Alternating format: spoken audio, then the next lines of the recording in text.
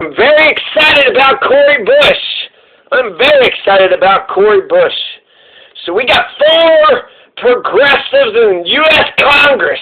There's hope, America. We got some hope. We got Mondaire Jones, and we got Jamaal Bowman, and we got Cori Bush, and we got Ilhan Omar. They're in favor of forced to vote. Jamaal Bowman, Cori Bush said they're not going to vote for Nancy Pelosi for 3 main issues, says Jamaal Bowman. Number 1, reparations. Let's fix the issues. Let's make a major push forward for the schism between black and white Americans. Let's get black folks reparations. Let's repair the damn damage that fucking slavery did. It's never too late. If you're going down the wrong road, it's never too late to turn back around. Let's repair this relationship. Get black folks reparations, guaranteed federal jobs.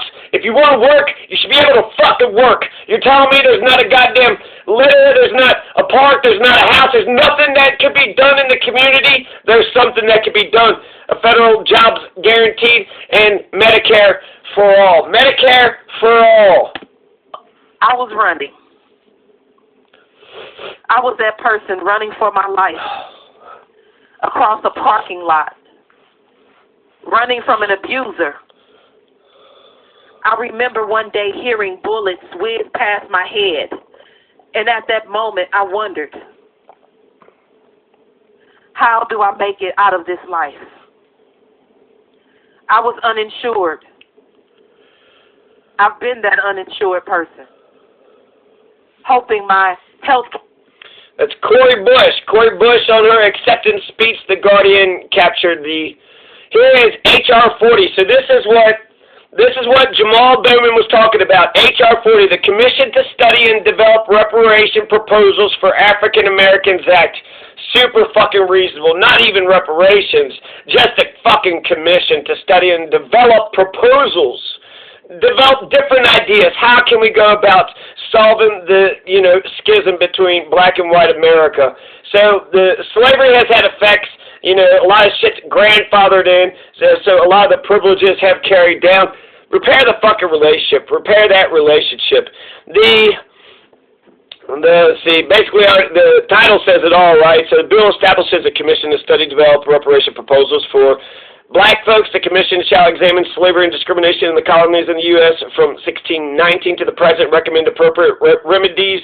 Among other requirements, the commission shall identify the role of federal and state governments in supporting the institution of slavery, forms of discrimination in the public and private sectors against freed slaves and their descendants, and lingering negative effects of slavery on living African Americans and society. Man, it would be nice to be in a post-racial generation or post-racial America, essentially saying that we've solved, the majority of the race problems, and the problems that we have now are not the race problems, but it's the, economic problems or the housing, homelessness.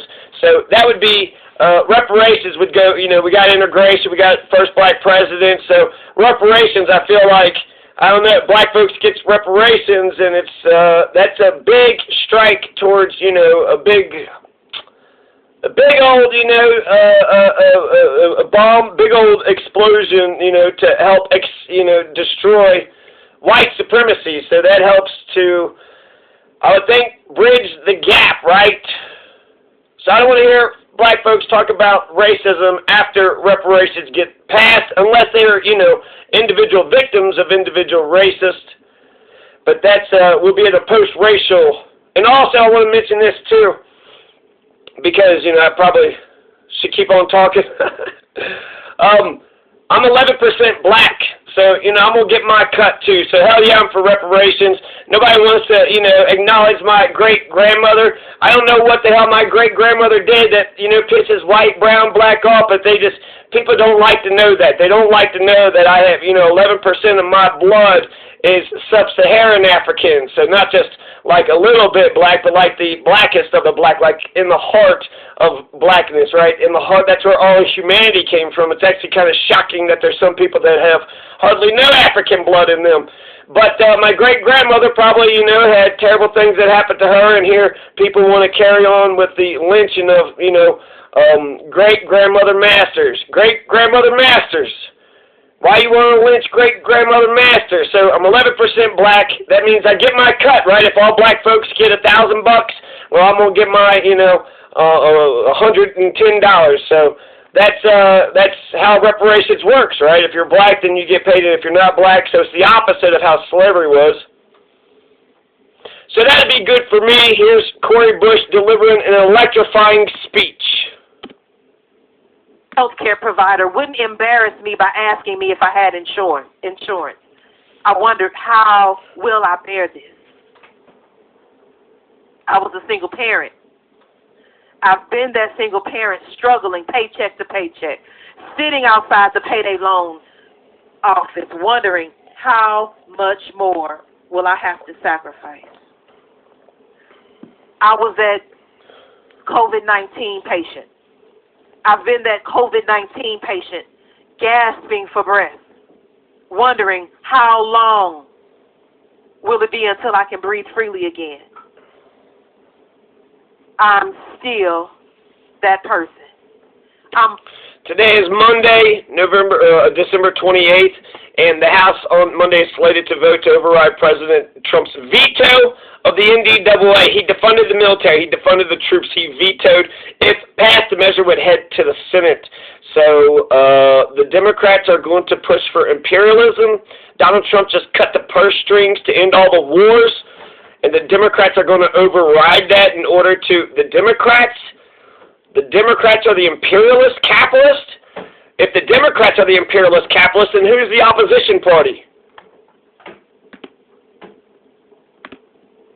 I'm proud to stand before you today knowing it was this person with these experiences that moved the voters of St. Louis to do something historic.